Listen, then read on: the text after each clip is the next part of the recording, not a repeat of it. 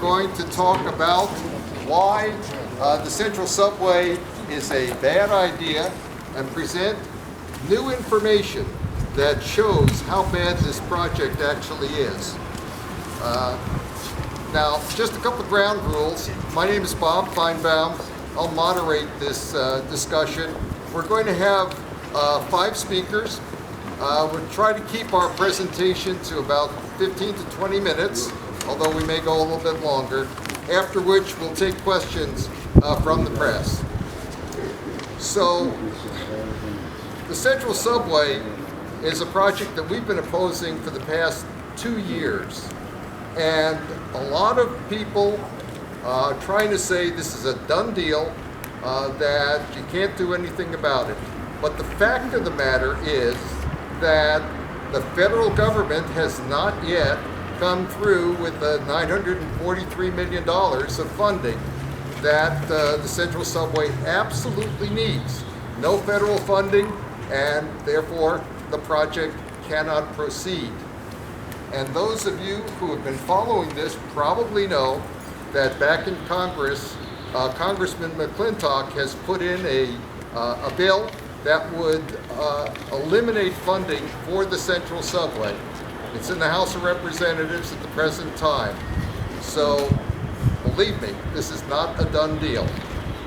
Today, we're going to speak to a number of areas that the Central Subway has major deficiencies in. Our first speaker is a man who many of you know, former president of the Board of Supervisors, Aaron Peskin. Aaron?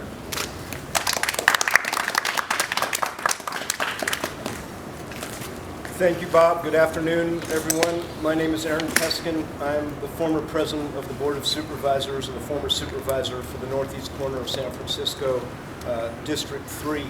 And I'm a former supporter of the Central Subway. I voted in favor of that project when it was a mere $647 million project before it became a $1.58 billion project. I voted for that project when there were much higher estimates of ridership. I voted for that project when there was going to be connectivity with the underground on Market Street, when there was going to be connectivity with high-speed rail. None of those things have come to pass. I voted for that project when it was not going to be an undue burden on the operating cost of the entire Muni system.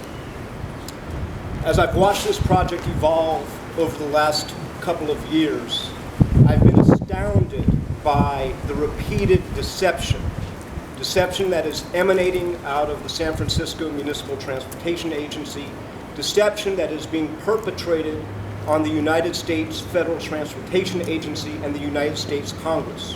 Whether it is willful or unwillful, I do not know, but the facts speak for themselves.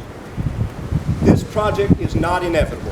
It is predicated on the receipt of $942 point some odd million of money from the United States Congress. Congress has yet to appropriate those funds. They may only do so pursuant to federal law if they meet 3 fundamental criteria, all of them very good public policy. Number 1, that the local and state matches the money that have to become, the non-federal monies have to be in place. Those monies are now in jeopardy. Because high-speed rail is no longer going to go to the Caltrain station, go directly into downtown, the governor has vetoed the Prop 1A money, and it is highly unlikely, virtually impossible, that the state Prop 1A money will come. It is highly unlikely that the $80 million in STIP money is going to come to this project. And for that reason, it does not meet one of the most fundamentally important federal criteria. I'm here today remarkably concerned about an action that the San Francisco Municipal Transportation Agency Commission took yesterday, wherein they issued a blank check in an undetermined amount of revenue bonds. And for folks who don't know what revenue bonds are, in order to have a revenue bond, you have to have a source of revenue, and that source of revenue is the fares that we all pay to ride our public transportation system. In order to do this, it's it's a huge gamble. We're risking fare increases, and to the extent that Muni has revenue bonding capacity, that should be used to maintain the current quality of service and the current capital quality of our rolling stock. And that gets me to the next federal point. The next federal point is that in order to receive this $942 million, we have to commit to the United States government that we will maintain pre-project levels of service. Well, we already know that since 2010, when we made this commitment to the federal government, and some of you have written and reported on this, levels of service have dropped. As a matter of fact, right now, they are missing numerous runs that they are not backfilling. That is a fact. It has been widely reported. What is going to happen as this project moves forward, if it moves forward, is that service in the rest of the Muni system is going to continue to erode. The good people of the Sunset and the good people of the Excelsior and Mission Bay and you name it are going to have decreased levels of service. That is reason number 2, that they cannot meet the minimum thresholds established by the federal government. Reason number 3 is that they have to do a decent alternatives analysis. And there has been actually very good, decent work done on that as to how we can improve the level of service of rolling stock on the Stockton Street corridor. That work has been done. There is a viable alternative. And let's be clear. The Federal Transportation Agency knows that this project is a boondoggle. As a matter of fact, when Mr. Rogoff was in town recently on KQED, I think he made many of these arguments. He is quite squishy on this. Congress has every reason to be concerned about it. And we as San Franciscans, given the revenue bonding decision made by the SFMTA, should really be concerned about the future financial viability of our public transportation system. We should not gamble Muni on one highly speculative project. And I think that many city leaders and many of the experts know that, but it is now time for us to stand up and say it's wrong and it's not too late.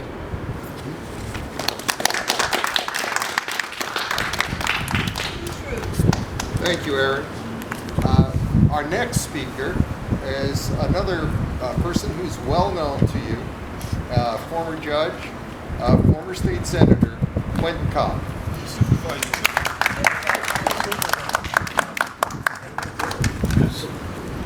Thank you. I'm pleased to associate myself with Peskin and with Jerry Kopp and Howard Long, other San Franciscans. I lost my First Amendment rights for about 10 years as a Superior Court judge, having reclaimed them. I have analyzed the project that I paid no attention to. It wasn't pertinent to my public responsibilities for over a decade. But as a former member of the Metropolitan Transportation Commission, former chairman of the Golden Gate Bridge Transportation and Highway District, chairman of the State Senate Transportation Committee for 11 years, I realized that a fraud was being perpetrated upon taxpayers and the people of San Francisco. This is a highly offensive project. The $1 billion a mile subway, almost $1.6 billion as of 2011. Travel 1.6 miles. And Mr. Peskin has already described the deficits in terms of funding. Let me mention another deficit. By its own admission, the municipal railway operates, or has to operate against an estimated $25.2 million operating deficit over the next 2 years. Adding this project, hypothetically, would bring that figure to something like $189 million over 20 years. And for that board, this MTA board, to adopt this feel-good resolution authorizing the issuance of revenue bonds is an insult to taxpayers and all the people of San Francisco and even the United States. There's no specification of the amount of such revenue bonds. As Mr. Peskin points out, you pay those who buy the bonds and are lending you money from a source of revenue. The only source of revenue the municipal railway has is fares. The municipal railway's fare box recovery ratio, which is the common method of measuring efficiency and financial viability of a public transit agency, is one of the lowest among 25, 26 transit agencies in the 9-county Bay Area comprising the Metropolitan Transportation Commission. It's about 25%. And to say to taxpayers that we're going to sell revenue bonds and we're going to pay those bondholders out of the gross receipts of our fares means there'll be a fare increase for municipal railway riders, inevitably.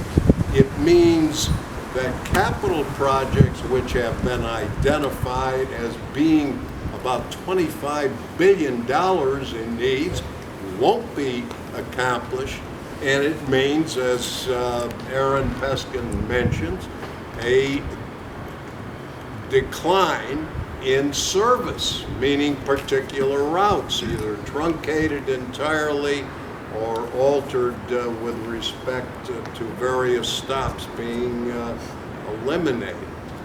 It is clearly not a so-called done deal. The process to obtain whatever that amount of money is, $942 million of so-called New Starts money, means that the FTA, which supposedly was scheduled to approve this last February and still hasn't, and won't consider doing it for at least another month, then transmits its recommendations to the Congress of the United States, which has 60 days from the date of delivery to reject any New Start program anywhere in the United States. You get an idea of the sense of the House of Representatives with respect to Congressman McClintock's proposed amendment to the Surface Transportation Act, which has been pending in the House of Representatives and a comparable bill in the United States Senate, has introduced and filed an amendment simply in one sentence to eliminate all federal money for the Central Southern project.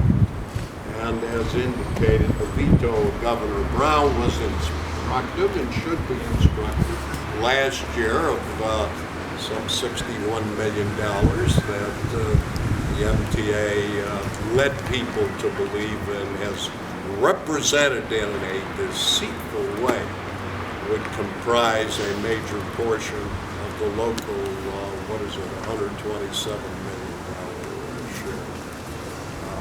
I'm pleased to join with others who will have remarks today and people who won't in saying this project must be stopped. They've already spent over $200 million. It's waste. Nothing more, nothing less.